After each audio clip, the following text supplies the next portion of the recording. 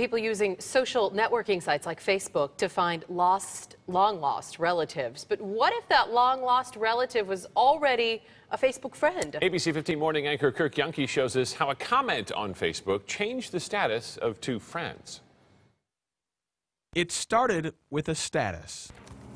Paula O'Brien sharing an article about adoption and a date her family will never forget. It was really hard for my entire family to deal with. We experienced that loss, and we never forgot about that baby. We never gave up on her. We observed her birthday every year. It never left our minds. For years, Paula wondered what had happened to her niece, where she lived, her hobbies, if they looked alike.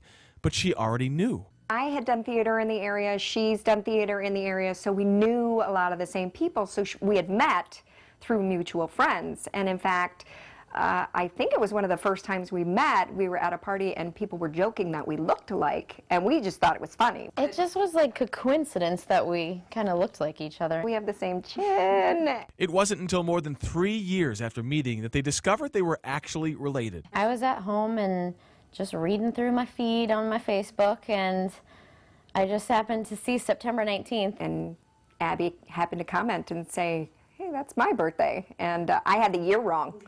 I thought it was 1982 because I was a kid. And she said, if it was 1983, it could have been me. And then she sent me a private message that was saying, you know, the birth parents' names. And she emailed back and said, oh my goodness, it sounds like you're my aunt.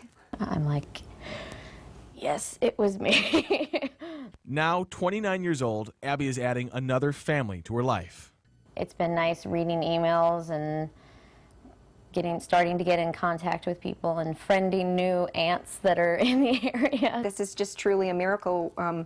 We just feel like, you know, our prayers have been answered. From a computer to a couch, all because of a post between two friends who are now family. Kirk Yunke, ABC 15 News. Now Abby has spent the past week being introduced to relatives she's never met. Yeah, unbelievable. And next week she'll meet her biological grandmother for the very first time. We understand she's from Arizona, and we'll let you know how that reunion goes. It's incredible that they had the same interests. You think about nature versus nurture when applied to interests, and here they had the same interest in theater. There's more to DNA than meets the eye it's so sometimes. cool.